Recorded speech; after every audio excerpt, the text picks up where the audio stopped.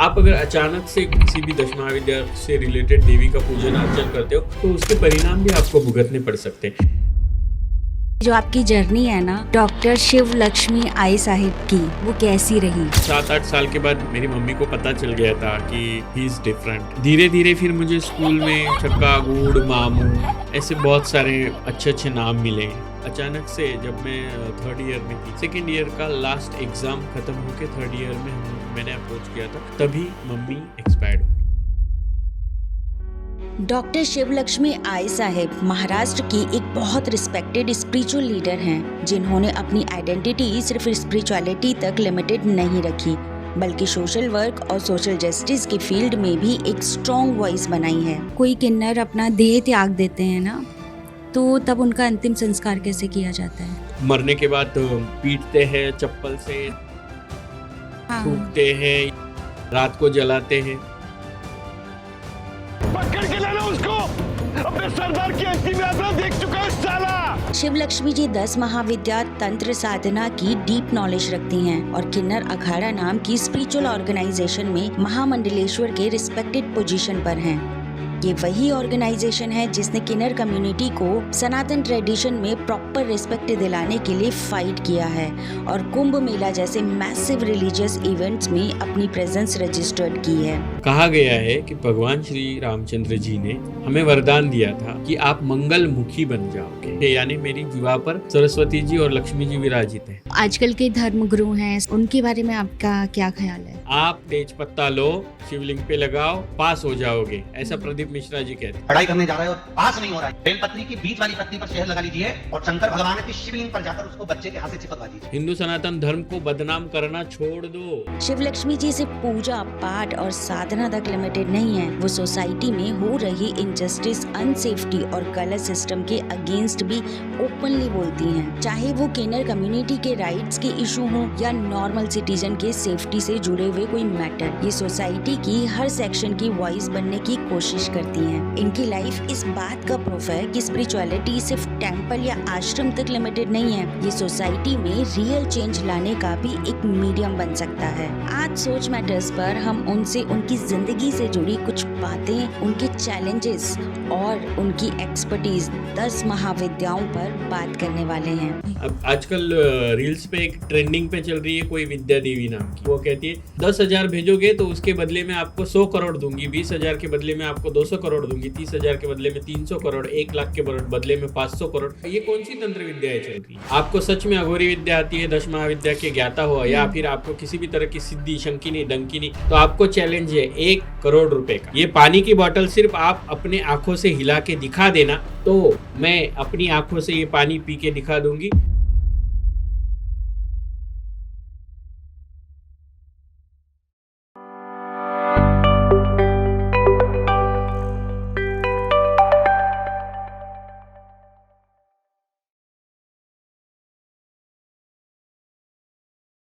सोच मैटर्स की अगर बात करें ना, तो जैसा कि नाम है सोच मैटर्स, है ना, तो उसका आप साक्षात एक रियल एग्जाम्पल हैं कि आप यहाँ बैठे हैं और सोच बहुत ज़्यादा मैटर करती है, क्योंकि काफ़ी बैरियर्स को तोड़ के आप आज यहाँ हैं, है ना। तो मैं आपसे जानना चाहती हूँ कि जो आपकी जर्नी है ना डॉक्टर शिव लक्ष्मी आई साहिब तक की, वो कैसी रही? जनरल जिसी सामान्य परिवार में एक लड़का पैदा हुआ जी। जिसका नाम रखा गया सागर। सागर, यस। धीरे धीरे आपको पता होगा कि हार्मोनल इनबैलेंसिंग मैटर्स करते हैं। तो जब हार्मोनल इनबैलेंस होते हैं तो हर एक लड़की में कुछ फीमेल हार्मोन्स होते हैं, कुछ मेल हार्मोन्स होते हैं। जिस लड़की में मेल हार्मोन्स ज़्यादा होते हैं वो टॉम बॉयज बनती है जी। है ना, या फिर आगे चल के उनमें थोड़ी सी अलग से कुछ वैरायटीज़ भी है, उनमें तो लेस्बियंस बनती है। ठीक है, तो मैं थोड़ा खुल के बोलूँगी क्योंकि लोगों को सोचना भी तो पड़ेगा ना मैं जो बता रही हूँ। बिल्कुल। अगेन बॉयज़ के बारे में ऐसा होता है कि जैसे लड़की 13 साल में सयानी हो जाती है, वैसे बॉयज़ भी 13 साल के बाद सयाने हो जाते हैं। तो बॉयज़ में भी हार्मोनल इनबैलेंस होता है। अभी लोग सोच रहे होंगे कि हार्मोनल इनबैलेंस नया है, कुछ है, या हार्मोन्स का सोचा है, सुना है, पीसीओडीज़ के प्रॉब्लम सुने हैं लोगों ने। हार्मोन्स इनबैलेंस होने से पहले हमने 7th स्टैंडर्ड में साइंस में पढ़ा था। साइंस की बुक में हमें पढ़ाया गया था कि XX XY YY, करेक्ट इससे ही बच्चे पैदा होते हैं। करेक्ट मतलब लड़का या लड़की होना उस पर डिपेंड करता है। देन आफ्टर उसमें से करोड़ों में एक ऐसा बच्चा आता है कि जो बच्चा ना मेल होता है ना फीमेल होता है, जिन्हें हम किन्नर मानते हैं। लेकिन उन्हीं करोड़ों में लाखों बच्चे ऐसे भी पैदा होते हैं या हजारों बच्चे ऐसे भी पैदा होते हैं जो एक तो मेल बन के पैदा होते हैं या फीमेल बन के पैदा होते हैं, लेकिन उनके हार्मोन्स कम ज़्यादा हो जाते हैं। उन्हें हम हार्मोनल इनबैलेंस कहते हैं। उसी तरह से हार्मोनल इनबैलेंस 13 साल के बाद समझ में आता है। मुझे भी शायद 7-8 साल के बाद मेरी जो रवैया था, मेरी जो बिहेवियर थी, मेरी मम्मी को पता चल गया था कि ही इज़ डिफरेंट। तो मुझे भरतनाट्यम कथक क्लासेस भेजा गया। मैं डांस की वजह से, और ये जो हाथ हिलता है ना, ये अपने आप हिलता ही रहता है। मतलब वो आदत हो गई।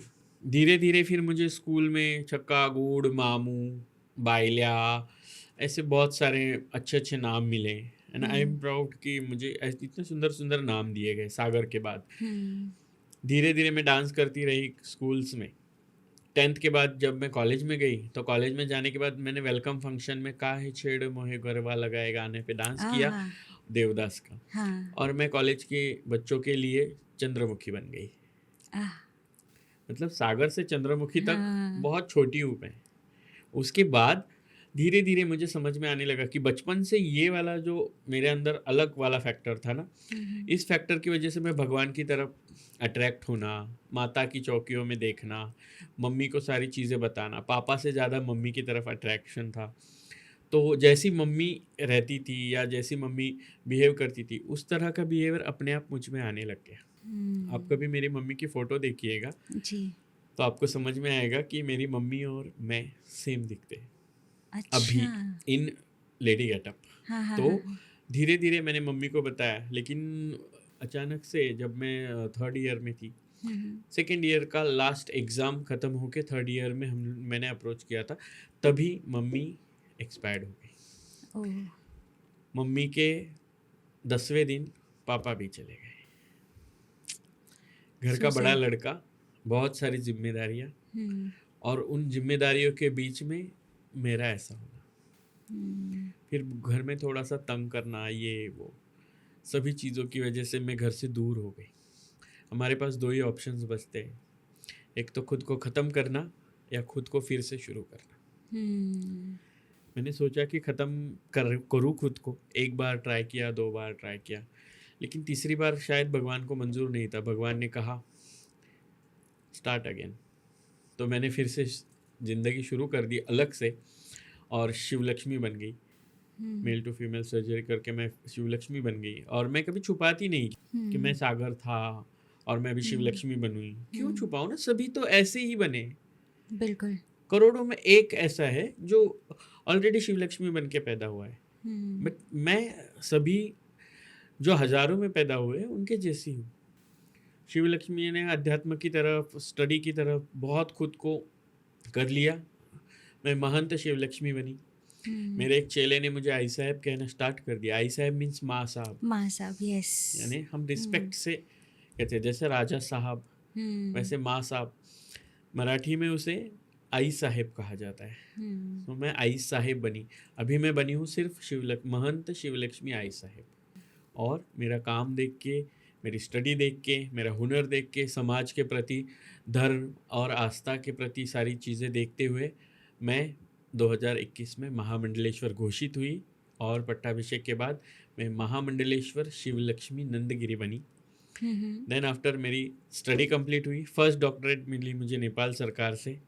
देन मैं महामंडलेश्वर डॉक्टर शिवलक्ष्मी नंदगिरी आई साहेब बनी। और फिर दूसरी डॉक्टरेट कंप्लीट होने के बाद महामंडलेश्वर डॉक्टर शिवलक्ष्मी आई साहेब आपके सामने बैठी हुई है। वाह, मतलब ये सारी बातें बताते वक्त भी ये 60 नहीं, ये 100 पॉडकास्ट भी होता तो ये जो आवाज़ में दबापन आया ना, वो वही कायम रहेगा। क्योंकि जो हो गया वो गंगा जी में मिल गया, लेकिन फिर भी गंगा जी में उफान जो आता है ना, वो आंखों में पानी भी लेके आता है। इसलिए बहुत खुद को कंट्रोल करते हुए ये सारी कहानियाँ मैं हर बार बताती रहती हूँ। एक ना स्पार्क है आपके अंदर, एक इंस्पिरेशन मिलती है कि आई एम श्योर ये बताने में जितना शॉर्ट लग रहा है उतना ही ये पेनफुल जर्नी रही होगी। मुझे ये जानना है कि आपको शिवलक्ष्मी नाम कैसे मिला?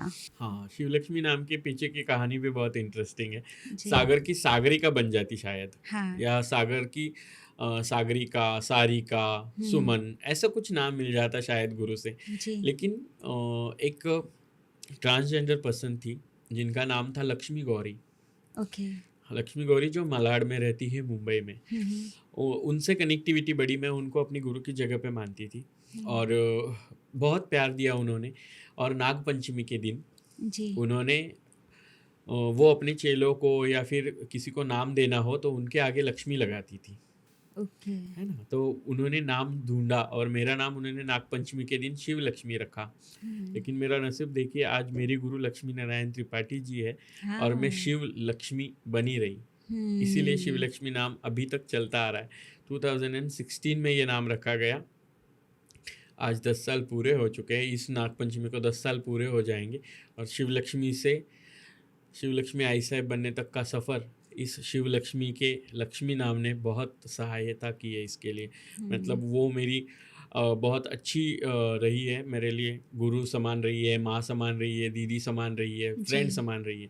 लेकिन लक्ष्मी गौरी जी ने मुझे वो नाम दिया और उसी लक्ष्मी की वजह से आज मैं लक्ष्मी नारायण त्रिपाठी की जी की शिष्य भी हो और इसीलिए शिव लक्ष्मी नाम मेरा कायम रहा। अभी जैसे हम बात करते हैं ना, आप कह रहे हैं कि घर पे आपको बहुत दिक्कत हुई, आपके पेरेंट्स नहीं रहे, है ना, फिर आपने एक स्टेप लिया कि आप आगे बढ़े, आपने कुछ सोचा अपनी लाइफ के लिए।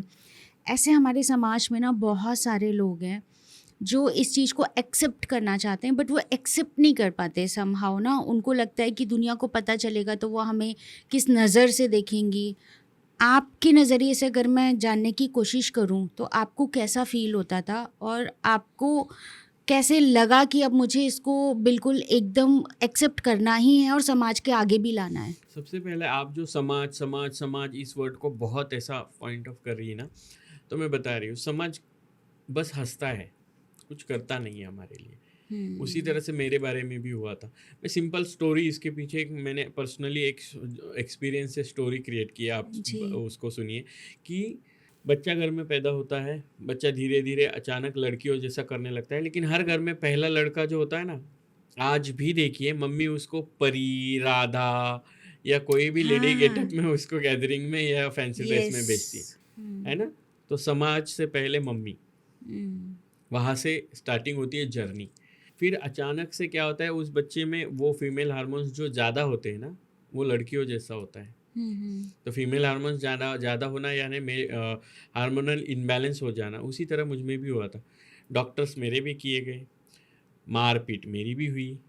लेकिन उसके बाद घर में बंद करके रख देना या फिर बाहर लड़कों में ना घूमना या फिर उसकी वजह से चिढ़ाने की वजह से मुझे तकलीफ़ होना, ये हर बच्चे में होता है। फिर किसी का लड़का है तो पहले तो पापा के दोस्त, अरे तेरा लड़का ऐसा है, नाक कटने के डर से मार। फिर ये किटी पार्टीज में हमारी जो औरतें हैं चुगली वाली किटी पार्टीज इनकी जो होती है, फिर तूने देखा मीना का लड़का ऐसा है, वो तो लड़कियों जैसा करता है। अरे क्या इज्जत रह जाएगी उनकी समाज में। बस यही से शुरू हुआ घर में टॉर्चर होना। और सभी बच्चों को सेम ऐसा ही टॉर्चर होता है। और उस बच्चे के पास 2 ऑप्शन होते हैं, मर जाना या खुद को फिर से शुरू करना। मुझे टॉर्चर इतना हुआ मम्मी पापा जाने के बाद, लेकिन बच्चों को मम्मी पापा होते हुए टॉर्चर होता है। उन्हें मारा जाता है, पीटा जाता है, घर में रखा जाता है, फिर वो फांसी ले लेते हैं या फिर जहर पी लेते हैं, या कभी कभी तो उनको मार डाला जाता है। लेकिन उसके पीछे स्टोरी क्रिएट की जाती है सुसाइड करने की, क्योंकि सोसाइटी के डर से। लेकिन जिस दिन मम्मी पापा और हमारा समाज उन बच्चों का एक्सेप्ट करने लग जाएगा ना, तो मुझे नहीं लगता है कि शिवलक्ष्मी बनने के लिए या शिवलक्ष्मी बनने का जो डेयरिंग बच्चों में है ना, वो आने के लिए टाइम लगेगा। बच्चे माँ बाप से ही होते हैं और माँ बाप, हम भी अपने माँ बाप के सारी चीज़ों के बाद ही, संस्कारों के बाद ही यहाँ तक पहुँचे। तो बच्चों को एक्सेप्ट पहले माँ बाप करे, भाई बहन करे, मुझे जैसे मम्मी पापा के बाद मेरे भाई बहनों ने एक्सेप्ट करने के लिए 10 साल लगा दिए। अरे बाप रे। नहीं तो मैंने तो बहुत टॉर्चर सा पर आपके मैंने केस अपनी में ना मुझे ऐसे लगता है आपके पेरेंट्स बहुत अच्छे थे, मतलब आपकी बहुत मॉम ने अच्छे आपको सपोर्ट किया है। बहुत सपोर्ट किया मेरी मॉम ने। हाँ। मेरी मॉम होते हुए एक बार मैंने नौवारी साड़ी पहन के लावनी डांस परफॉर्म किया था। हाँ, मैं हाँ। डांस क्लासेस भी लेती थी। तो एक दिन मेरे पापा ने कहा था कि ये क्या लड़कियों जैसा ये करता है, समाज में मेरी क्या इज्जत रह जाए। मेरी मम्मी ने बोला मेरा बेटा है, हाँ। वो कैसा भी रहे, नाम तो कमा रहा है ना, किसी भी जरिए से वो नाम कमा रहा है। वो वर्ड्स जो मेरी मम्मी के थे ना, उसके बाद मैं बहुत रोई थी और मेरी मम्मी को कहा था कि ये ऐसा है मम्मी, मेरा ऐसा बिहेवियर शायद गलत हो सकता है। तो मेरी मम्मी बोलती थी कि बेटा आज जो तुझ पे हंसेंगे ना, देखना भविष्य में वही लोग तुझे देखने के लिए तरसेंगे। And it's real. आज मेरी मम्मी के वो वर्ड्स रियल है। अभी पॉडकास्ट पढ़ने के बाद जो तब मुझ पे जलते थे ना, सबसे पहले पॉडकास्ट देखेंगे। जो जलने वाले वो कमेंट में आके भोंकेंगे, या फिर जो प्यार करने वाले वो कमेंट में आके ढेर सारा प्यार देंगे। और मैं कभी कमेंट्स नहीं पढ़ती हूँ। कमेंट्स पढ़ूंगी तो समाज के प्रति मेरा देखने का नज़रिया बदल जाएगा। समाज मुझे कैसे देखता है इसके लिए मैं नहीं जीती हूँ, मैं जीती हूँ ताकि समाज मुझे देखे। हाँ, वंडरफुल। और यही प्यारी सोच लाइन मैटर्स करती। यस। तो ये सोच मैटर करने के लिए खुद को पहले ऐसा प्रिपेयर करो ना कि आपकी ज़िंदगी में कोई भी, मतलब वो कहते हैं ना, चुगली वाला पर्सन आए या फिर बिना किसी कारण के आपकी ज़िंदगी में झांकने वाला पर्सन आए, जस्ट गेट आउट। आप नहीं चाहिए मुझे अपनी ज़िंदगी में। मैं हूँ, अपनी तरीके से जीऊँगी। मैं किसी के लिए नहीं जी रही हूँ। भगवान ने ये ज़िंदगी मुझे दी है 84 लाख योनियों के बाद में, तो ये ज़िंदगी मैं अपने लिए जीऊँगी। मैं कैसे जीऊँगी ये मैं डिसाइड करूँगी। करेक्ट। आप होते कौन हो डिसाइड करने वाले? मेरे मम्मी पापा है तो मैं एक्सेप्ट करती हूँ कि मेरे मम्मी पापा मेरे बारे में सोचेंगे, मेरे भाई बहन मेरे बारे में सोचेंगे, लेकिन रिश्तेदार, फैमिली या फिर कोई भी सोसाइटी मेंबर्स नहीं, मैं उनको अपनी लाइफ में एंटर ही नहीं करने देती हूँ। तो बच्चों ने भी आजकल ऐसा करना चाहिए। आपने एक ऐड देखी होगी, उस ऐड में एक मम्मी सेलिब्रेशन करती है कि आज मेरी बेटी घर आ रही है। हाँ। और अचानक जब सेलिब्रेशन के लिए वो बेटा मेल टू फीमेल सर्जरी करके आता है। एक ऐड थी।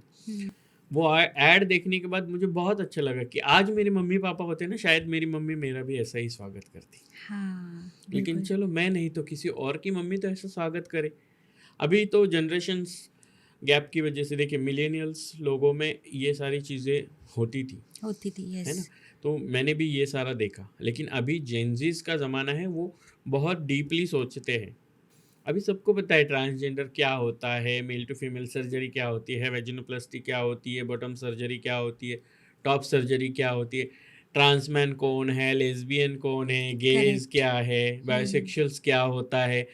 तो ये सब उनको पता है। दैट्स वाई हमें वो फ्रेंड्स के स्वरूप में भी अपना फ्रेंड्स बनाते हैं, बहन बनाते हैं, वो हमें बीवी भी बनाते हैं, हमें माँ भी बोलते हैं, दीदी भी बोलते हैं, मासी भी बोलते हैं, बिकॉज वो सोच रहे हैं। अभी ज़माना, समाज सोचने लगा है। नमस्ते एवरीवन।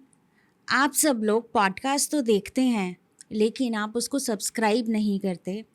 गाइस, बहुत मेहनत लगती है इस पॉडकास्ट को बनाने के लिए। हम स्टूडियो आते हैं, गेस्ट को बुलाते हैं, आपके लिए कुछ ऐसी रिसर्च लेकर आते हैं जहां हम उन गेस्ट से वो क्वेश्चंस करते हैं। और कहीं ना कहीं जो हमारे पॉडकास्ट है वो स्पिरिचुअल होते हैं या फिर वो लाइफ लेसन्स वाले होते हैं। तो आप प्लीज़ हमें कमेंट करके बताइए कि आपको हमारी पॉडकास्ट की ये जर्नी कैसे लग रही है और किन किन गेस्ट को आप इनवाइट करना चाहते हैं। हमें कमेंट करके ज़रूर बताइएगा। और सब्सक्राइब करना ना बिल्कुल फ्री है, तो प्लीज़ आप हमारे सोच मैटर्स के इस चैनल को सब्सक्राइब ज़रूर कीजिएगा। आपका एक सब्सक्राइब ना हमें काफ़ी मोटिवेट करता है और इस पॉडकास्ट की जर्नी में हमें एक कदम आगे लेके जाता है।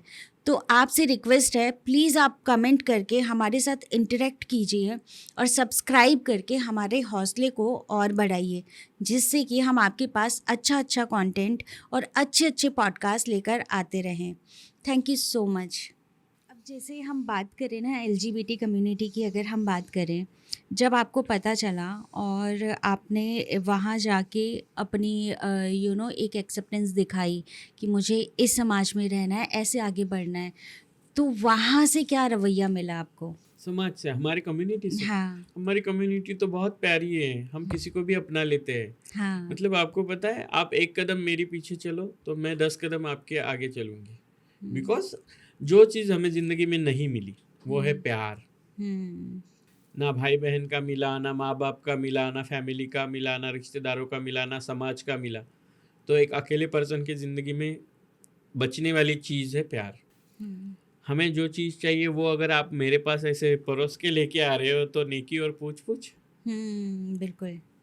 तो हम लोग कम्युनिटी में जो भी आता है उसको एक्सेप्ट करते हैं, बिकॉज़ अगर उसमें सच में उस एलजीबीटीक्यू कम्युनिटी के अम्ब्रेला में अगर वो बैठता है, तो वो हमारी कम्युनिटी का हिस्सा है। हुँ, फिर वो ट्रांस मैन हो, गे हो, बाइसेक्सुअल हो, लेस्बियंस हो, क्यूअर्स हो, असेक्सुअल्स हो, कोई भी हो, हुँ, वो हमारी कम्युनिटी का हिस्सा है और वहाँ हमें प्यार ही मिलता है। जो प्यार हमें समाज से, दुनिया से या परिवार से नहीं मिलता। यानी हम भूखे हैं प्यार के और हमारा समाज हमें प्यार देता है, जो बाकी लोग नहीं दे पाते। और टचवुड आपकी लाइफ में प्यार आया भी, आपने हुँ। शादी करी, 5 कैसे चल साल रही है आपकी शादी? 5 साल, 1 महीना और आज 12वाँ दिन है। वाओ! मुझे कुछ अलग करना था। मुझे ना साड़ी पहन के ताली बजा के सिग्नल्स या ट्रेन्स में नहीं जाना था।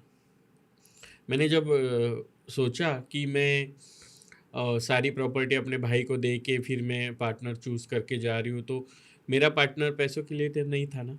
ये उसने प्रूफ कर दिया 5 सालों में। 5 साल 1 महीना 12 दिन, गिनती के इतने दिन कंप्लीट करके दिखा दो। करेक्ट। यानी 1500 से ज़्यादा दिन, हुँ, 2000 दिन अब ऑलमोस्ट कंप्लीट हो जाएंगे कि उतने दिन एक पर्सन के साथ हम लोग ज़िंदगी जी रहे हैं। उसको सिर्फ मुझे बड़ा होते हुए देखना है, उसको सिर्फ मुझे जिंदा देखना है, हुँ, उसको सिर्फ मेरी सादगी को जिंदा करते हुए देखना है, उसको देखना है कि जो तूने सोचा है वो लोगों को भी सोचने पे मजबूर करना है।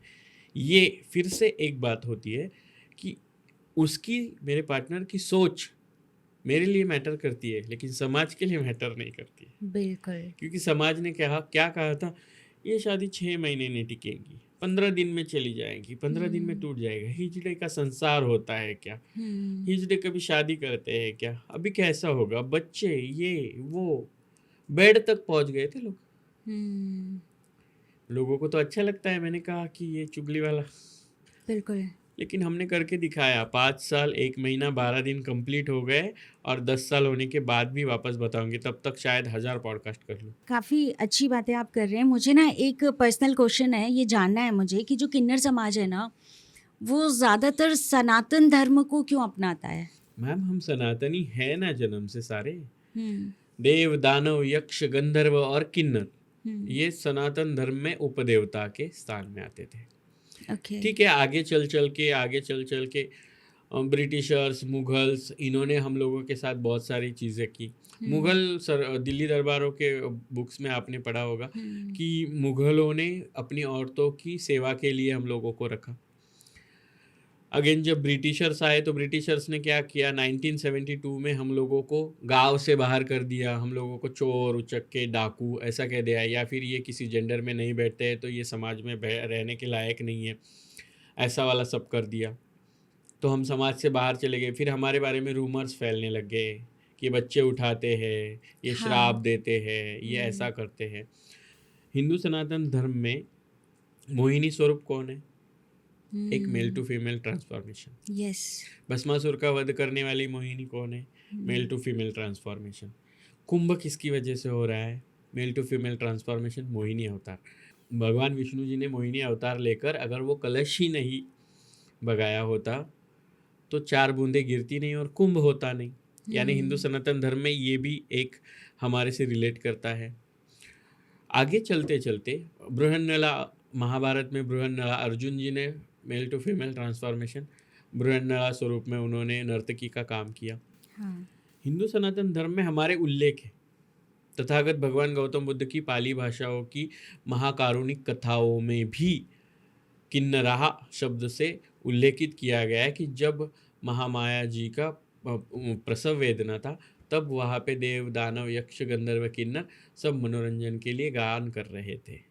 और भगवान के सेवक, हम महादेव के सेवक थे किन्नर समाज, तो महादेव के किन्नर उपदेवता महादेव के सेवकों में होते थे, यानी महादेव के समीप होते थे।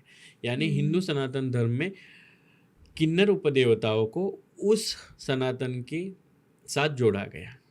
और वो आगे चलते चलते ब्रिटिशर्स और मुगल्स ने उनको धीरे धीरे गांव के सेवा के और गांव के बाहर कर दिया। फिर हमारे ही कुछ समाज के लोगों ने, जो किन्नर समाज महंताई करते थे, यानी भगवान की पूजा अर्चना ये सारी चीज़ें करते थे, फिर उन्हें धीरे धीरे अपने स्वार्थ के लिए दूर किया गया।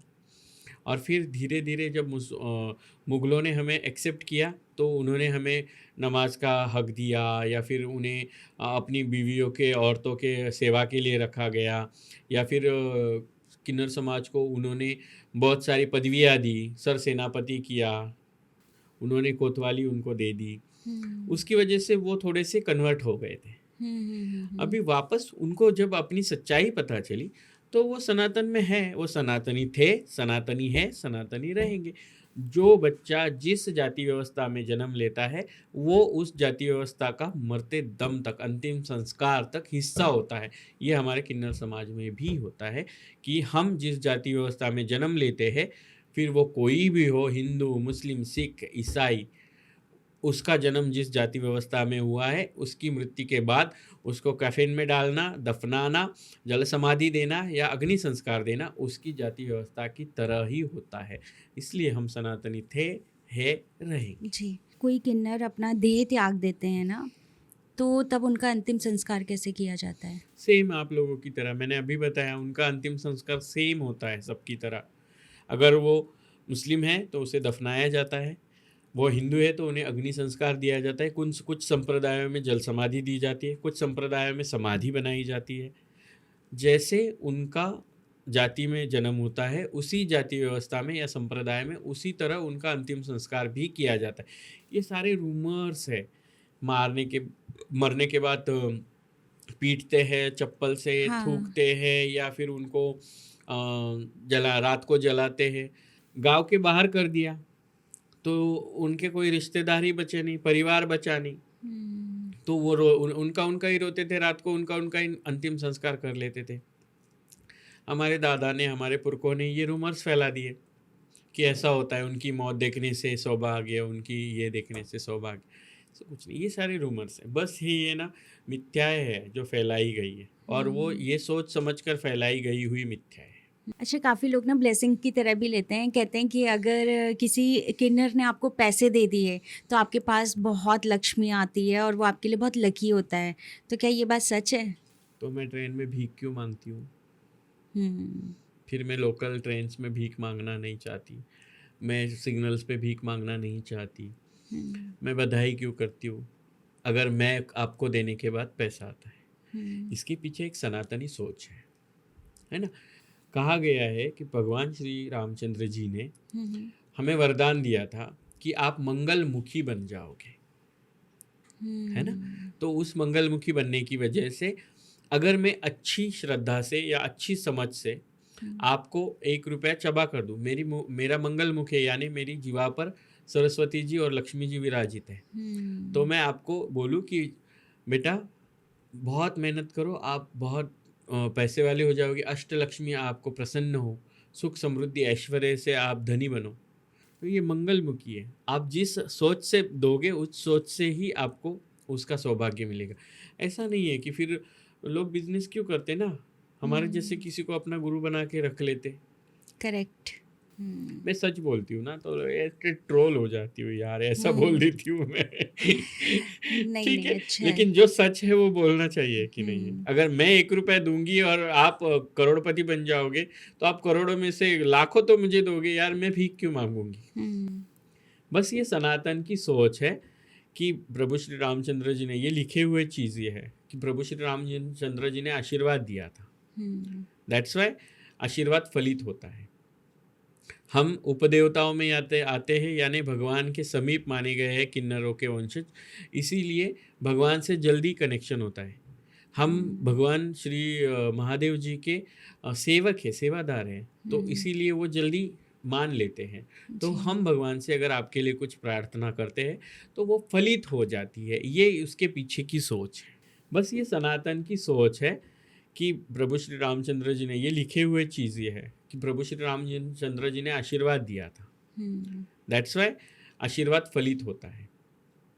हम उपदेवताओं में आते हैं, यानी भगवान के समीप माने गए हैं किन्नरों के वंशज, इसीलिए भगवान से जल्दी कनेक्शन होता है। हम भगवान श्री महादेव जी के सेवक है, सेवादार हैं, तो इसीलिए वो जल्दी मान लेते हैं। तो हम भगवान से अगर आपके लिए कुछ प्रार्थना करते हैं तो वो फलित हो जाती है। ये उसके पीछे की सोच है। अभी मैं जानना चाहती हूँ कि जैसे जन्मजात किन्नर की अगर हम बात करें, है ना, वो जन्मजात ही ऐसे हैं, तो एक तो उनके पेरेंट्स का क्या रिएक्शन होता है, और कुछ लोग जो आप तक पहुँचते हैं वो कैसे पहुँचते हैं? करोड़ों में एक हार्मोन्स की वजह से, क्रोमोसोम्स की वजह से एक पैदा होता है किन्नर, जिसे माँ पेट हिजड़ा या माँ पेट किन्नर कहा जाता है। वो माँ बाप को जब भी पता चलता है, एक तो माँ बाप उन्हें मार देते हैं, कई बार ऐसा होता है उन्हें मार देते, किसी समाज को पता ही नहीं होता है, या फिर कुछ लोग हमारे जैसे किसी को ढूंढते हैं और उनको दे देते हैं। हम बच्चे उठा के नहीं ले जाते, आप ही लोग हो जो हमारे पास ला के देते। ऐसा नहीं है कि उठा के ले जाए, करोड़ों में एक ऐसा कोई होता है तो बच्चे ला के दे देते, उनको संभालना नहीं है वैसे बच्चों को, तो ये माता जी ये आप हमारा बच्चा आप संभाल लीजिए, या आपके जैसा है। इंसान है, उसको एक्सेप्ट करोगे तो आगे चल के कुछ चीज़ नहीं। मैंने नहीं देखा है किसी किन्नर, करोड़ों में से कोई किन्नर ऐसा पैदा हुआ है और उसके माँ बाप ने उसको संभाल के आज तक ऐसा किया। शायद होगा कोई, लेकिन मैंने तो अब तक आज तक मेरी नज़रों में नहीं है, क्योंकि मैंने देखा है हमारे डेरों पे कई छोटे छोटे बच्चों को 6 महीने से लेकर 6 साल तक के बच्चों को जो किन्नर कम्युनिटी में आते हैं उनको लाके छोड़ दिया जाता है, या हमारे डेरों के बाहर रख दिया जाता है, या किसी किन्नर के घर के बाहर छोड़ के चले जाते हैं, या फिर कोई तो लाके दे देता है। ऐसा ही होता है, सोच नहीं बदल रही है उनकी। जो हाँ धीरे धीरे लोगों को बता रहे हैं ना रूमर्स में कि बच्चे उठा के लेके, हम नहीं उठा के लेके जाते, आप ही उठा के हमारे पास छोड़ जाते। जो आजकल के धर्मगुरु हैं, एस्ट्रोलॉजर्स हैं, उनके बारे में आपका क्या ख्याल है? जैसे कौन? काफ़ी सारे धर्मगुरु हैं, अनिरुद्धाचार्य जी लगा लें आप, है ना? अनिरुद्धाचार्य धर्मगुरु नहीं है, वो कथाकार है, कथावाचक है। वो एक सिंपल कथावाचक है जिसने खुद का लोगों में मजाक बना लिया है। कथावाचकों का काम होता है कथा सुनाना, लोगों को जोक सुनाना नहीं। ये आजकल वो हो रहा है और वैसे कर रहा है, ठीक है। अनिरुद्धाचार्य जी भी धर्म का काम कर रहे हैं, हिंदू सनातन धर्म को आगे बढ़ा रहे हैं, तो मैं साधुवाद करती हूँ उनकी ये सारी चीज़ों का। लेकिन आप एक पोकी बाबा बन गए हो लोगों में, जोक्स करना, कुछ चीज़ों के लिए करना। तो सबसे पहले कथावाचकों के लिए मैं बहुत जिम्मेदारी से ये सेंटेंस बोलूँगी, बिकॉज मैं एक महामंडलेश्वर हूँ, एक सनातन के बड़े ओहदे पे बैठी हुई हूँ, मेरे पद की गरिमा का ख्याल रखते हुए बोल रही हूँ।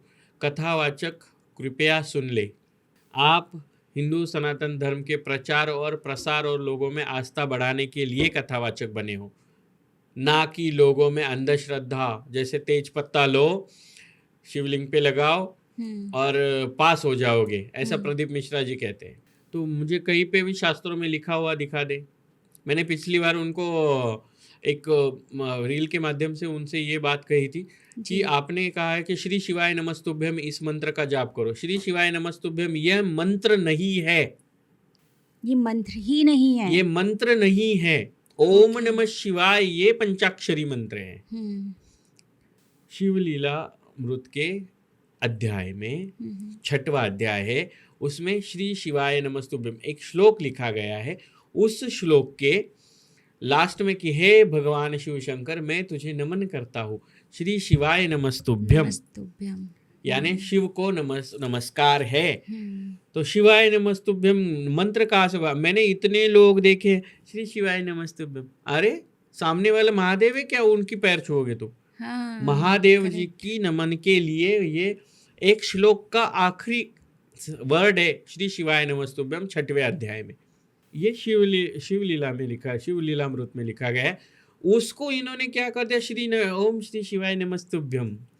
नहीं, ये मंत्र नहीं है, ये कौन समझाएगा? तो ये ट्रोल करते हैं साले। ये श्लोक है। ये श्लोक का एक वर्ड है, उस वर्ड में लिखा गया है कि हे महादेव, मैं तुझे नमन करता हूँ। हे सृष्टि के रचयिता, हे सृष्टि के पालन का ब्रह्मा विष्णु महेश जी का वर्णन करते हुए उसमें कि इस सृष्टि के संहारक भगवान शिव शंकर नमस्तुभ्यम, श्री शिवाय नमस्तुभ्यम। तो इनको ये नहीं बोलना है, इनको ट्रोल करना है कि अरे प्रदीप जी, अरे बाबा करोड़ों लेके तुमको तेज पत्ता डुबाओ घी में और शहद में और शिवलिंग पे लगाओ, बच्चा पास हो जाए। ये अंधश्रद्धा नहीं है। तो अंधश्रद्धा फैलाना कथावाचकों का काम है क्या? आपके दरबारों में बैठे बैठे कथावाचक ही समाज का उद्धार कर सकते हैं और कल्याण कर सकते हैं। ऐसी समझ रखने वाले लोगों को बता दूं कि आजकल इतना छोटा छोटा बच्चा भी कथावाचक बन गया है, लेकिन आप अंधश्रद्धा फैला रहे हो। आप क्या कथाएं सुना रहे हो? कुछ कुछ कथाएं तो बहुत सुंदर सुंदर चलती है, फिर अचानक से उनके बीच में कुछ ना कुछ रेमेडीज आ जाती है इनकी। कहाँ पे, कौन से शास्त्र में लिखा है? मुझे बता दिए। श्री शिवाय नमस्तुभ्यम मंत्र कौन से शास्त्र में है, वो मुझे दिखा दे, चैलेंज करती हूँ। शिवलीलामृत में भगवान शिव को नमस्कार करने के लिए लिखा है, ये मैं बोलती हूँ। उसके बाद कहाँ पे लिखा है कि तेज पत्ता शहद में डुबा के शिवलिंग पे लगा दो, आपका बच्चा पास हो जाएगा? ये अंधश्रद्धा है। हिंदू सनातन धर्म को बदनाम करना छोड़ दो। ये करते हैं, इसलिए मैं उनके लिए बोलती हूँ।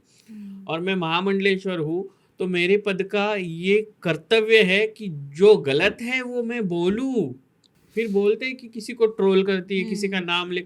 नहीं बाबा, जो करते हैं उनके बारे में बोलती है। कोई सरकार है, एक कल परसों पंडोखर सरकार कोई तो है ना, सरकार उसके घर का, लेकिन कोई पंडोखर दरबार वगैरह लगाता है। उसके दरबार में एक लड़की के शरीर में किसी पिशाच का संचार होता है। और वो लड़की कृष्णा जी को ऐसी तैसी गंदे गंदे वर्ड्स यूज करती है। पहले उस पंडोखर वाले को पकड़ो, उसके ऊपर केस फाइल करो, फिर उस लड़की पे पकड़ो। अगर उसके ऊपर पिशाच है तो मुझे वहाँ बुलाओ, सिर्फ एक पिन लेके आऊंगी। मुझे देखना है वो कितनी सच्ची कितनी झूठी। यानी तुम तुम्हारा उल्लू सीधा करने के लिए कुछ भी कर लोगे। वो धीरेन्द्र शास्त्री के कितने वीडियोस मैंने ऐसे इकट्ठा करके रखे हैं, मैं दिखा सकती हूँ कि उसमें एक ही औरत अलग अलग पंडालों में अलग अलग तरह के कपड़े पहन के अलग अलग वेश कर रही है। अलग अलग उसके अंदर माताएं भूत आ रहे हैं। और कुछ एक लड़का भी है जो अलग अलग टी शर्ट में, सेम लड़का, ये बुलाते हैं रेड टी शर्ट वाला, और दूसरे उनके इसमें वो येलो टी शर्ट वाला पंडाल के कोने में बैठा हुआ। ये भी कर रहे हो आप लोग? अरे करो ना, आपके पास कुछ ज्ञान है ना धर्म का, तो आप करो। इतनी छोटी उम्र में धीरेन्द्र शास्त्री मुझसे छोटे उम्र में, तो धीरेन्द्र शास्त्री उनके कार्य को धर्म सनातन धर्म को, हमारे सनातन धर्म को आगे बढ़ाने का कार्य कर रहे, इसके लिए मैं उनका अभिनंदन ही करूंगी। लेकिन अगर आप धर्म के आड़ में ये काला बाजारी करोगे, अंधश्रद्धा फैलाओगे, तो नहीं, सख्त में इसके खिलाफ। पर इतने सारे भक्त आते हैं उनके पास पंडाल में, वो सबके बारे में से पर्ची निकाल के बता देते हैं। तो ये मैं भी आना चाहूंगी, चैलेंज करूंगी उनको भी मैं, है ना मैडम? क्या होता है फेस रीडिंग हमारे यंत्र तंत्र और मंत्रों में जी, सम्मोहन, वशीकरण, आकर्षण, उच्चाटन, स्तंभन, ये सारी चीजें हैं ना। आपने फेस रीडिंग जो हम जिसे हिप्नोटिज्म कहते हैं, हिप्नोटिज्म देखा होगा, हाथ चलाकी वाला काम देखा होगा। हाथ चलाकी करने वाले भी बाबा बहुत से एक्सपोज हो चुके हैं, है ना। हम तो ऐसे बैठे बैठे हाथ चलाकी से ऐसे नहीं निकाल के दिखा रहे ना, ये कर रहे हैं ना वैसा। तो इनके ऊपर एक्शन क्यों नहीं होता है? बस आप बड़े बड़े मंत्रियों के साथ बैठ के, बड़े बड़े मंत्रियों के साथ फोटो खिंचवा के आप सनातन का काम, हाँ हिंदू देश हिंदू होना चाहिए या हिंदुस्तान होना चाहिए। हिंदुस्तान है, रहेगा, लेकिन आप जैसे बाबा अगर अंधश्रद्धा फैलाएंगे तो हमारा हिंदू धर्म बदनाम भी हो रहा है, उसका कौन सोचेगा? आज के टाइम पे ना बहुत सारी ऐसे छुपी हुई विद्याएं हैं, जैसे आप तंत्र, यंत्र, मंत्र सब चीज़ों की बात कर रहे हैं ना, पॉडकास्ट के थ्रू ना वो कहीं ना कहीं सब कुछ बाहर आ चुकी है और लोग कंफ्यूज हो चुके हैं क्या सच्चा है और क्या झूठा है, कैसे पता लगाएं? पॉडकास्ट में बैठने वाले सभी लोग तंत्र मंत्र और यंत्र नहीं जानते हैं मैडम। बहुत सारे लोग हैं जो रटा रटाया ज्ञान फैलने आ जाते हैं और वो सारा है ना लोगों में भ्रम फैला फैला के रखा हुआ है। पहले तो तंत्र क्या है ये समझना ज़रूरी है। भगवान महादेव जी ने माँ पार्वती जी को जिस विद्या के बारे में बताया था, तब जी। बताते वक्त उन विद्या के बारे में महादेव जी ने कहा था कि हे पार्वती, अपनी योनि से भी जो गुप्त रखने वाली चीज आपके पास मैंने दी हुई है वो है ये तंत्र। यानी गुप्त से भी गुप्त। मैंने किसी पॉडकास्ट, आपने मेरे 50 पॉडकास्ट सुन लिए होंगे, जी। कल तक के 59 सुन लेना। किसी में भी मैंने नहीं कहा कि मैं तांत्रिक हूँ, मैं मांत्रिक हूँ, या मैं इस विद्या में पारंगत हूँ, उस विद्या में पारंगत हूँ। नहीं, मेरा स्टडी है और उस स्टडी के बलबूते पे मैं बोलती हूँ जी। है ना। आप 10 महाविद्या, तंत्र साधना, तंत्र मंत्र यंत्र, कोई भी आके बैठता है मैं काली साधक हूँ, काली चप्पल से मुंह फोड़ना चाहिए उनका।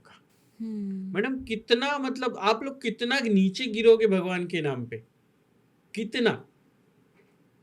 और महामंडलेश्वर होने की वजह से ये तो मेरा कर्तव्य बनता है ना कि मैं इस पे बोलूं, मैं बोलूं, कमेंट में आके भोके। लेकिन सामने आके बोलने वालों की संख्या बहुत कम है।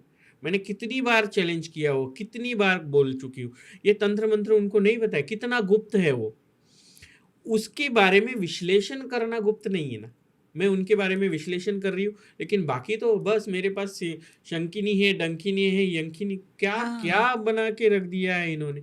अरे इतनी गुप्त साधनाएं हैं। 2 साल पहले टिकटॉक पे चुम्मा चाटी करने वाले बाबा लोग तुम, और अभी 2 साल के बाद में तुम कोई रुद्र तारा बन के बैठा है, कोई महाकाली दरबार बना के बैठा है, कोई ओम साई कालका बन के बैठी है। घी शक्कर गेहूं के सिवा तुम्हारे माताएं बोलती नहीं है।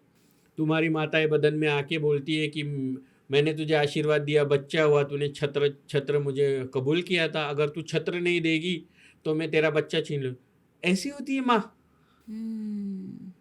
ये सारी वीडियोस है मेरे पास, बिल्कुल है। प्रूफ्स के सिवा मैं पॉडकास्ट में बोलना भी पसंद नहीं करती। आप दिल्ली में देखेंगे ना तो 60 से 70 ऐसे गुप्त छुपे हुए दरबार हैं जो लगे हुए हैं, जिन पे सब कहते हैं कि हम पे माँ काली आ रही है, हम पे ये देवी आ रही है और हम आपका उद्धार सब करेंगे। ये वाला फ्रॉड शुरू किया था वो अंजलि दरबार वाली कोई है, कालका दरबार वाली अंजलि ने, है ना। वो तो पागल बन चुकी है। उसके बाद फिर अभी ट्रेंड में चल रही है वो राशि, है ना, वो चल रही। उसके बाद वो लवली शर्मा, अभी अचानक से वो कोई अचानक से महामंडलेश्वर बन रहे हैं, रातों रात अपने आप बन रहे हैं वो, है ना, दिखावा कर रहे हैं कि हम किन्नर अखाड़े से जुड़े हैं, ये जुड़े हैं, वो जुड़े हैं। कोई नहीं। वो राशि, वो जो है ओम साई कालका वाली हेमलता, प्रेमलता या हेमलता, कोर्ट का नोटिस भेजा था मुझे कि मैं उनको अपमानित कर रही हूँ। मैडम आप, हाँ, आप घी, चावल और गेहूं, ये आपके तेल आप मांगते हो, उसके सिवा आपकी माता बोलती नहीं, ये मैंने किसी कैमरे में बोल दिया, इसमें आपका अपमान कहाँ हुआ? आपका जो गुरु है, जो श्रीमंत ऋषिकेश नंदगिरी जी महाराज है जी, जो मेरे गुरु भाई है, मेरे भाई भी लगते हैं, मेरे फ्रेंड भी लगते हैं, आप उनकी शिष्यत्व उनका लिया हुआ है आपने, तो आप उनकी शिष्य, या मेरे भाई के शिष्य मेरी भांजी हुई, मेरा भी चेला हुई। ये कह रही कि नहीं, मुझे चेला कह के मेरे कस्टमर्स करने की कोशिश की रही। कहाँ से सिद्ध हो रहा है मैडम ये? मुझे क्या कमी पड़ेगी? तुम्हारे जैसे अलग अलग गलियों में मार खा के और उस गलियों को छोड़ के दरबार नहीं लगाए। ओम साई कालका के नाम पे कितनी बच्चियों के साथ गंदे गंदे काम किए, इसके प्रूफ है मेरे पास। एक नोटिस के जवाब में जब दूसरा नोटिस गया तो मुंह बंद हो गया उनका। पढ़ी लिखी हूं मैं, बिल्कुल, तो मैं बहुत सोच समझ के कुछ चीजें बोलती हूँ। वो हो गई। वो लवली शर्मा तो अभी तो जटाएं बनाई, वो भी महामंडलेश्वर के महंत बन गए। अरे कोई भी उठ के, दरबारों वालों के अभी महामंडलेश्वर बनाने के ट्रेंड शुरू हो गए, ठीक है ना। सत्य में अगर कोई काम करता है तो उसकी परख करके उसको महामंडलेश्वर किया जाता है। स्ट्रिक्टली वार्न किया गया है कि हम किसी का नाम लेके किसी भी पॉडकास्ट में किसी को ना बोले। लेकिन हमको धर्म की सुरक्षा का, रक्षा का और धर्म के प्रति आस्था बढ़ाने का कार्य भी दिया गया है। ये हमारे पद का कार्य है। इसीलिए जो जो इस तरह से फ्रॉड कर रहा है या जो जो इस तरह से सारी गंदी चीज़ें फैला रहा है ना, उनके बारे में बोलना भी हमारा कर्तव्य है। जैसे महाकुंभ में ममता कुलकर्णी जी आई थी, उनको 2 दिन में ही मतलब ऐसा हो गया था कि उनको सदस्य बना लिया गया नहीं, था। ये भी मैडम रूमर्स के पीछे सब लोग भाग रहे हैं। ममता जी 23 साल से फिल्म इंडस्ट्री से और सारी दुनिया से दूर रही है। आप उनके साथ 10 मिनट बैठिए, 11वें मिनट में आपको पता चल जाएगी कि हाँ, इनको ज्ञान है। इन्होंने धर्मों का, शास्त्रों का अभ्यास किया है। 2021 से हमारे अखाड़े से जुड़ी हुई थी और फिर 2025 में वो महामंडलेश्वर। कोई रातों रात महामंडलेश्वर नहीं बन जाता है। मैं ये जिसका नाम लिया मैंने, ओम साई कालका वाली, ये मुझे नीचा दिखाने के लिए किसी अखाड़े में जाके महामंडलेश्वर बन के आई रातों रात। तो कभी भी उसको, कभी भी मेरा खुला चैलेंज है, इस दिल्ली में बैठी हूँ, इस दिल्ली के सोच मैटर्स में आ जाए, मेरे को उसको खुला चैलेंज है। मेरे सामने बैठ के 10 सवाल तू पूछेगी और सिर्फ 2 सवाल मैं पूछूंगी। अगर तू हार गई ना बेटा, तो तेरे बाल मुंडवा के मैं तुझे दरबार क्या होता है वो बता दूंगी। माँ काली आती है इसके अंदर। आप कुछ वीडियोस देखिए इसके, इतनी गंदगी फैला रखी है इसने नाम, माँ काली के नाम पे, कि बस आप पूछो ही मत। बहुत सारे दरबार वाले ऐसे बैठे हुए हैं कि जो दरबारों के नाम पे गंदी गंदी काम कर रहे हैं। काफी दरबार वाले बहुत गंदी गालियां भी देते हैं। रुद्र तारा बहुत गंदा है। वो तो दरबार लगाने के नाम पे एक गंद है। उसको मैंने कितनी बार बोला है। वो कहता है कि मैं बोलूँ ना तू मर जा, तो मर जाएगी। अरे बाबा, 1 साल से, अभी 60वां पॉडकास्ट है, पहले पॉडकास्ट से तुझे बोल रही हूँ मुझे मर जा बोल। तंग आ गई पॉडकास्ट कर करके। तुम्हारे में हो तो करोगे। बिल्कुल। लोगों के प्रॉब्लम सॉल्व करने वाली ये प्रेमलता, हेमलता, राशि, ओम साई कालका वाली, अगर तू लोगों के प्रॉब्लम सॉर्ट आउट करती है तो तेरे पास कोई सिद्धि होगी, तेरी माँ के पास कोई तो होगा ना। तू, तेरे अंदर जो माँ आने का तू नाटक करती है, कुछ होगा ना। तो मुझे नोटिस भेजने से अच्छा मेरे लिए कुछ कर देना भैया। तू नोटिस भेजने के बाद मेरी ज़्यादा तरक्की होगी। और जो कोर्ट के मैटर सॉर्ट आउट करती है लोगों के, वो मेरे को नोटिस भेजती है। यहीं पे तेरी दरिंदगी, यहीं पे तेरी नीचता दिखाई देती है कि तू किस लेवल की है। तुझे खुद कोर्ट का रास्ता चुनना पड़ रहा है, तो तेरे पास है क्या फिर? लोगों को बोलती है कि कोर्ट मैटर में सॉर्ट आउट करती हूँ, बगला तंत्र करती हूँ, काली तंत्र करती हूँ, शाक्त परंपरा का श तुझे भी नहीं पता है और तूने जो गुरु किया होगा उसको भी नहीं पता है। मेरे सामने आके बिठवा दो उनको। एक नोटिस मैं इनको भेज दूंगी ना कभी, तो इनके दरबार रातों रात गायब हो जाएंगे। उतना पढ़ लिख के पॉडकास्टों में बैठी हूँ मैं। पागल नहीं हूँ, 60 पॉडकास्ट कर रही हूँ। बिल्कुल। इनको कभी पॉडकास्ट पे बिठा दो। मैं आपको रिक्वेस्ट करती हूँ, उसको यहाँ पे पॉडकास्ट पे बुलाओ। सवाल मैं दूंगी, नहीं तो होस्ट मैं बन जाऊंगी आपकी जगह पे।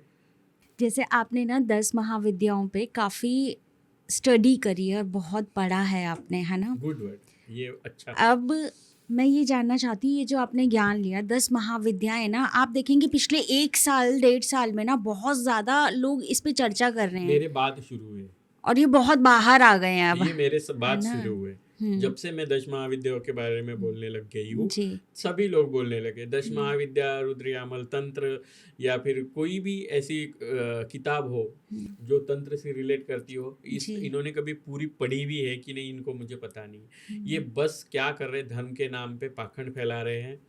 10 महाविद्या का नाम लेके ये लोगों को उल्लू बना रहे हैं। इनको नहीं पता है क्या है। खुद को महाराज समझने वाले कुछ लोग हैं जिनको लगता है कि मैं भगवती की बहुत आराधना करता हूँ, बहुत प्रार्थना करता हूँ और मैं सुबह शाम करता हूँ, लेकिन तू वीडियो में अलग है और तू रियल लाइफ में अलग है। मैं रियल लाइफ में भी ऐसी ही हूँ और मैं वीडियो में भी ऐसी ही हूँ। बिकॉज स्टडी और दिखावा, इसमें बहुत फर्क है। ये लोग दिखावा कर रहे हैं। ये लोग अलग अलग तरह से धर्म को बदनाम करने के लिए या धर्म का धंधा बनाने के लिए ये लोग सनातन के पर्दे के आड़ अपना काला धंधा चला रहे हैं। तो मैं ऐसों को कहूँगी कि पहले या आप तंत्र समझिए, फिर तंत्र मंत्र और यंत्र क्या होता है ये समझिए, फिर आप 10 महाविद्याओं की तरफ मुड़िए। तो क्या किसी भी सिद्धि के लिए या तंत्र के लिए 10 महाविद्याएं काम आती हैं? हाँ, काम आती है। 10 महाविद्याएँ ये ऐसी तंत्र 10 महा स्वरूप है। हाँ, ये ऐसी महाविद्याएँ हैं, 10 विद्याएँ हैं, जिनके स्वरूप से आप काली तंत्र, तारा तंत्र जैसे काली, तारा, षोडशी, भैरवी, छिन्नमस्ता, उसके बाद बगलामुखी, आप धूमावती, मातंगी, कमलात्मिका, ये सारी जो 10 महाविद्याएँ हैं, ये अलग-अलग तंत्र के लिए यूज़ होती है। बगला तंत्र अलग कार्य करता है, काली तंत्र अलग है, अघोर साधना से रिलेट करता है। अघोर साधना में फिर कापालिक साधनाएँ आती हैं, स्मशान साधनाएँ आती है, भस्म साधनाएँ आती है, पिशाच साधनाएँ आती है। स्तंभन, बगला तंत्र में स्तंभन, शत्रु वशीकरण आता है, या किसी भी हेडिंग के लिए, लीड के लिए काम किया जाता है, ये उसमें आता है। अब भैरव तंत्र में आप जाइएगी तो भैरव तंत्र में अलग अलग चीज़ें दी गई है।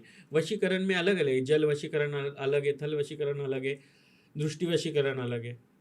तो वशीकरण में अगर आप मेरे सामने हो, मैंने आपको स्पर्श कर लिया, आपको वशीकरण करने के लिए जो मैंने मंत्र सिद्ध किए हैं वो स्पर्श से किए जा सकते हैं। स्पर्श वशीकरण उसे कहा जाता है, ठीक है।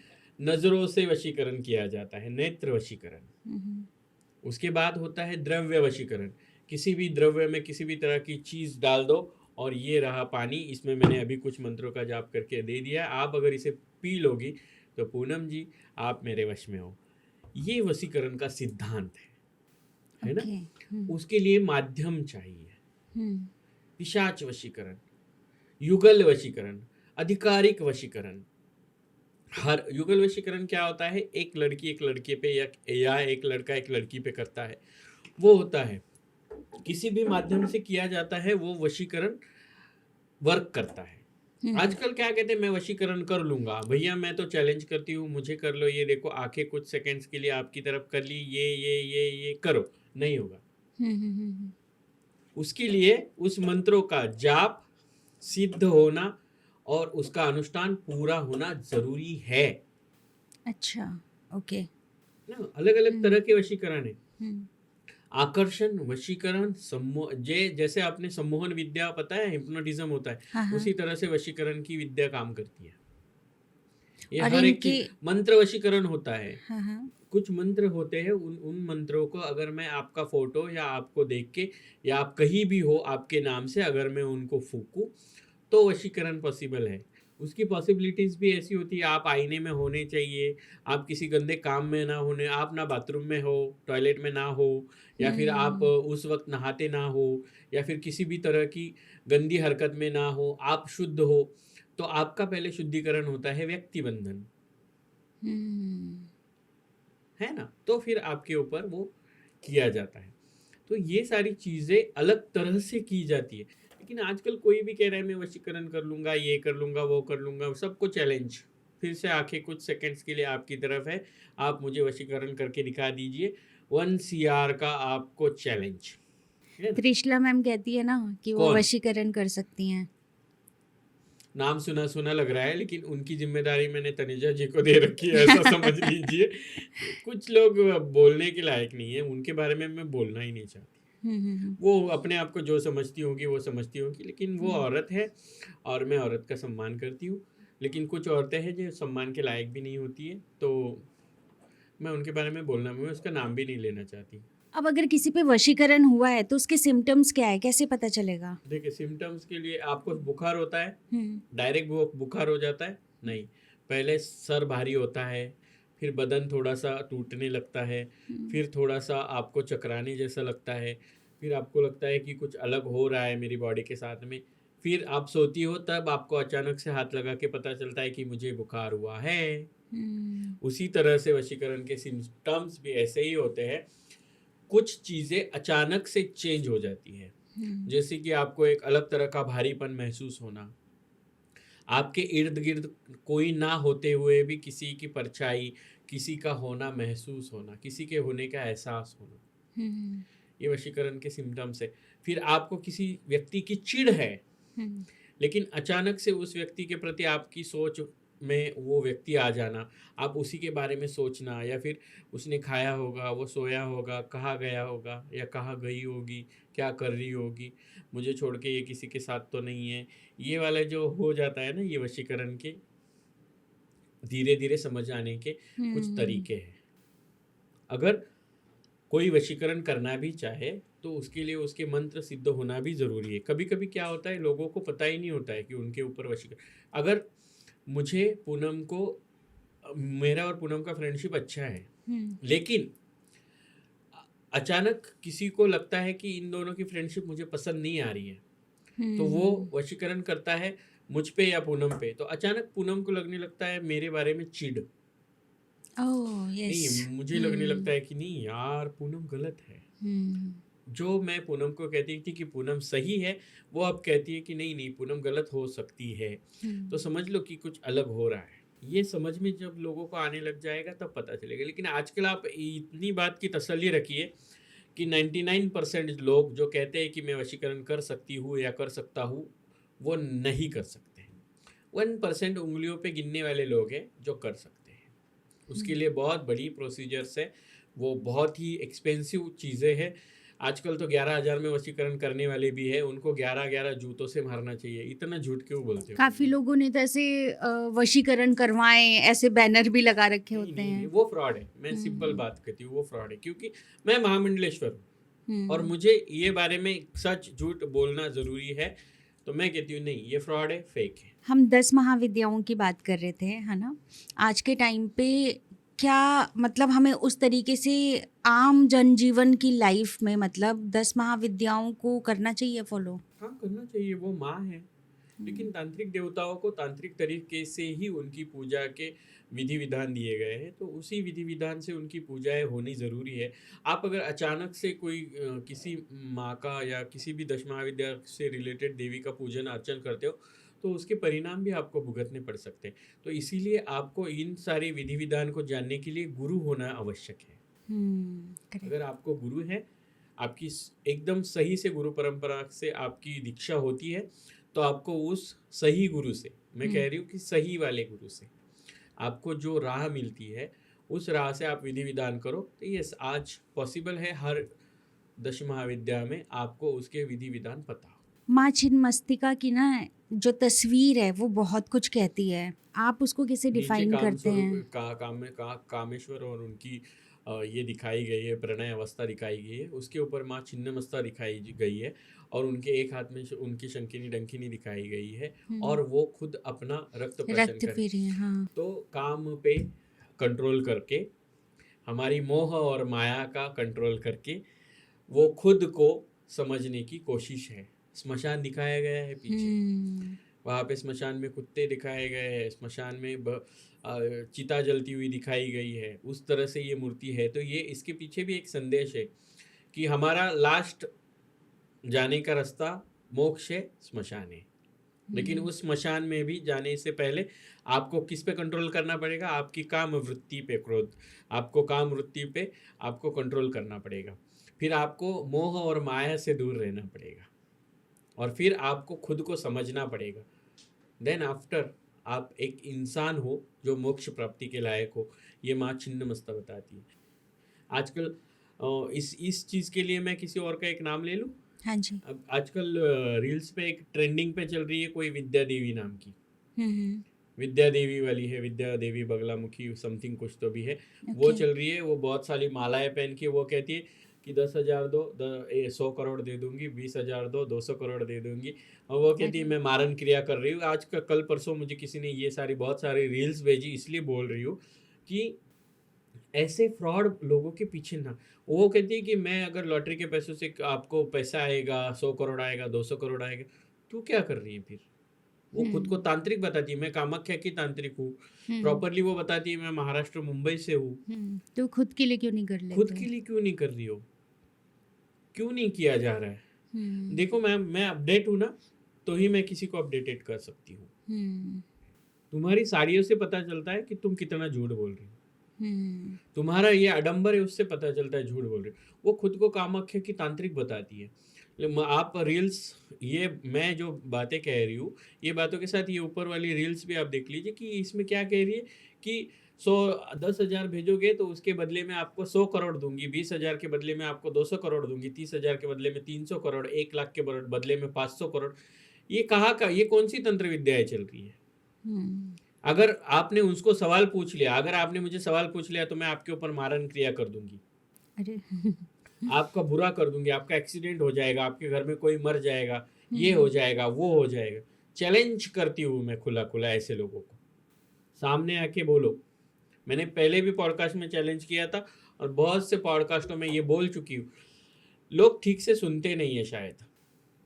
अगर आपको सच में अघोरी विद्या आती है, 10 महाविद्या के ज्ञाता हो, या फिर आपको किसी भी तरह की सिद्धि, शंकिनी, डंकिनी, किन्नरी, कोई भी प्रसन्न हो, यक्षिनी प्रसन्न हो, या आप सच में अघोरी हो, या आपको सच में ऐसा लगता है पॉडकास्टों पे बैठ के आप बता रहे हो ना कि मैं अघोरी हूँ, है हूँ, टै हूँ, तो ऐसा कुछ होगा तो आपको चैलेंज है 1 करोड़ रुपए का। ये पानी की बोतल सिर्फ आप अपने आंखों से हिला के दिखा देना, या फिर आपकी मंत्र शक्ति से अगर ये पानी की बोतल हिल गई तो मैं अपनी आंखों से ये पानी पी के दिखा दूंगी। अगर आपने बोतल हिला के दिखा दी तो मैं आपको 1 CR दूंगी, अगर आपने नहीं हिलाई तो मैं आंखों से पानी पी के फिर आपको 1 करोड़ रुपए दूंगी। इतना चैलेंज करने की किसी में हिम्मत हो तो पॉडकास्टों में जाके भोंको। किसी को भी कुर्सी पे बैठ के कुछ भी बताना है, शास्त्रों में कुछ और लिखा है, आप कुछ भी बता रहे। आजकल पद पे आसीन हुए हुए लोग भी कुछ ना कुछ ये बता रहे। इससे क्या हो रहा है पता है मैम? 10 महाविद्या और 10 महाविद्या से रिलेटेड गुप्त साधनाएं है ना, ये अलग दिशा में जा रही है। छोटे छोटे जंजीज के बच्चे, आपने कामाख्या में देखा होगा, अम्बुबाची मेला से मैं आई हूँ, कामाख्या में 19, 20, 22, 25 साल के लड़के जटाएं बना के या फिर औरतों जैसे आडंबर बना के वो माँ कामाख्या के सामने साधनाएं करके खुद को अघोरी या तांत्रिक या कामाख्या 10 महाविद्या के जानकार बता रहे। मैं 35 कंप्लीट कर चुकी हूँ पिछले महीने, तो मुझे 15 साल लग गए समझने में कि व्हाट इज 10 महाविद्या। अभी समझ रहा है। मैं कभी नहीं कहती हूँ कि यस मैं तांत्रिक हूँ, ये हूँ, वो हूँ, कभी नहीं। फिर ये रील्स काटी जाती है। मैंने जैसे इसमें बोल दिया ना, आप हिला के दिखाओ तो मैं पी के दिखा दूंगी। फिर ये रील आती, कोई तो आके बैठेगा, वो बोलेगा हाँ शिवलक्ष्मी ने चैलेंज किया था ना, तो वो आंखों से पानी पी के दिखाए, मैं उसको 1 करोड़ दूंगा, चैलेंज कर। मैंने बोला क्या है पहले, अगर तुमको आता है तो पहले ये बॉटल आंखों से हिला के आपकी अपनी तरफ ले लो, फिर मैं पानी भी पी के दिखा दूंगी। ये वाली चीज बोलने वाले लोग कम है पूनम जी। और इसीलिए 10 महाविद्या की जो सत्य साधना है, जो गुप्त तांत्रिक क्रियाएं है, ये लोगों में अलग तरह से फैल रही है। 10 महाविद्या तंत्र, मंत्र और यंत्र का एक अनोखा संगम है। तंत्र एक गुप्त विद्या है, यंत्र जो आकृतियां बनाई जाती है, जो गुरु द्वारा आपको सिखाई जाती है, जो शास्त्रों में जिसके वर्णन है और जिसकी कृतियां दिखाई जाती है, सिर्फ आप योनि महामुद्रा, पूर्ण योनि मुद्रा या योनि मुद्रा करके नहीं होता है। बिल्कुल। फिर मंत्र, आपको मंत्रों का उच्चारण भी आना चाहिए। आपको किस मंत्र का किस लिए यूज किया जाता है ये समझ में आना चाहिए। अगर आपको ये आता ही नहीं है तो आप तांत्रिक बने कैसे हो, ये प्रूफ करके दिखा दीजिए। ये 10 महाविद्या है कि तंत्र, मंत्र और यंत्र का संगम है वो। फिर काली, तारा, भैरवी, षोडशी, मातंगी, माँ कमलात्मिका, कमला स्वरूपिणी, ये सारी चीजें हैं। इन सबको छोड़ के क्या बोल देते 10 महाविद्या मतलब माँ कामाख्या। अरे माँ कामाख्या उत्पत्ति स्थल है, सारे तंत्रों की अधिष्ठात्री है, हाँ। सबकी महारानी है। वो 10 महाविद्या नहीं है, वो 10 महाविद्याओं की उत्पत्ति है। उन्हीं से सारी उत्पत्ति हुई है। माँ पार्वती का जनांग है वो, और उसमें से जो उत्पत्ति हुई है 10 विद्याओं की, वो 10 महाविद्या है। ये नहीं समझना है किसी को। ये बोलो, फिर मैं ऐसे कुछ चीजें बोलती हूँ, आंखों से पानी, चैलेंज, ये वो, और फिर लोगों को क्या लगता है कि हाँ इन्होंने बोल दिया, इन्होंने वो कर दिया, इन्होंने इसका नाम लिया, उन्होंने उसका लिया। किसी का नाम लिए बिना पॉडकास्ट नहीं करती। हाँ लेकिन आप करते हो तो आपका नाम लेना पड़ेगा। आप मुझे बताइए, जैसे अभी हम स्पिरिचुअलिटी की बात कर रहे हैं, है ना, आपको कभी पर्सनल कुछ अलग एक्सपीरियंस हुआ है जो आपको लगता है कि हाँ अब मुझे भक्ति मार्ग पे उतरना है, ऐसा कोई एक्सपीरियंस? हाँ हुआ है, मतलब मैंने कहा था कि जब मेरे मम्मी पापा गए उसके बाद मैं आज भी अपनी मम्मी को महसूस करती हूँ, या अपनी मम्मी को मैंने बहुत अलग तरीके से फील किया है। और जब मुझे लगा था कि मैं अब नहीं, मुझे अभी नहीं जीना है, या मैंने बोला कि 2 बार मैंने खुद को ख़त्म करने का सोचा था, उस वक्त मैं काशी गई थी।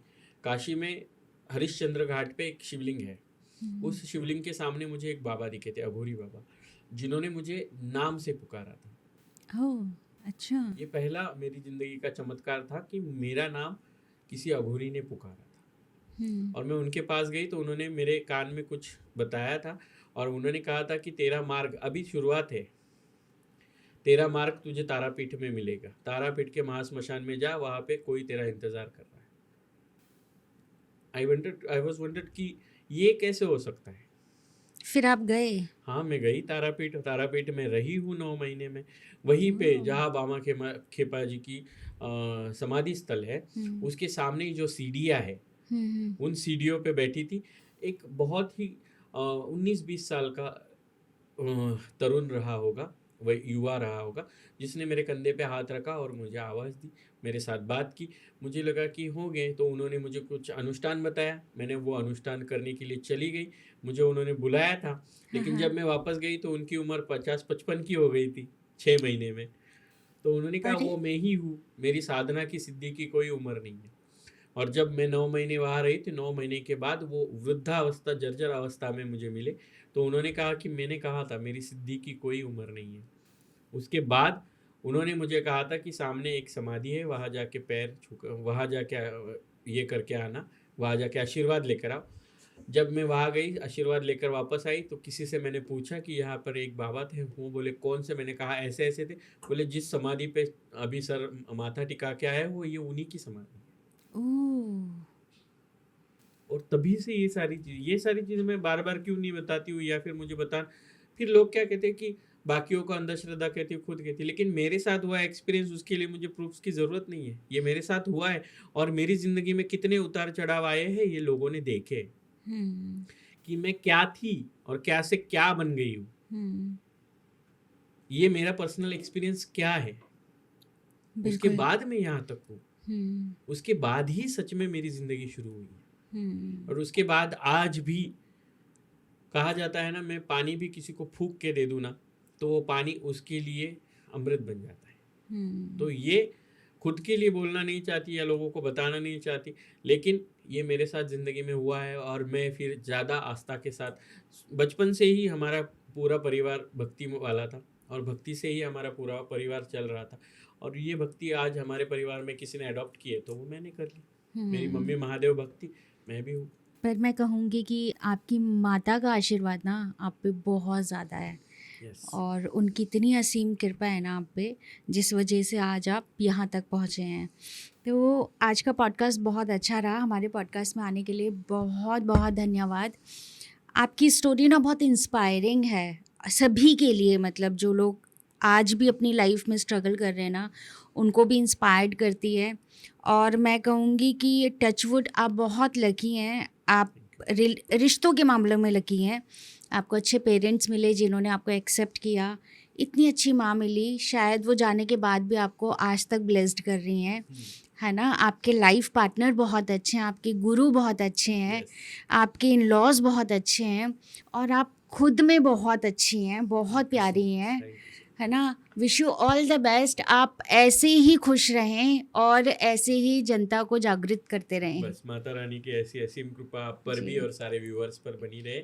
और सच में सोच मैटर्स करती है, इसीलिए आपने आज मुझे बुलाकर जो भी मेरी सोच थी वो लोगों के लिए की है, शायद वो मैटर करे लोगों के लिए। थैंक यू सो मच मुझे बुलाने के लिए। हर हर महादेव। हर हर महादेव। जय श्री राम।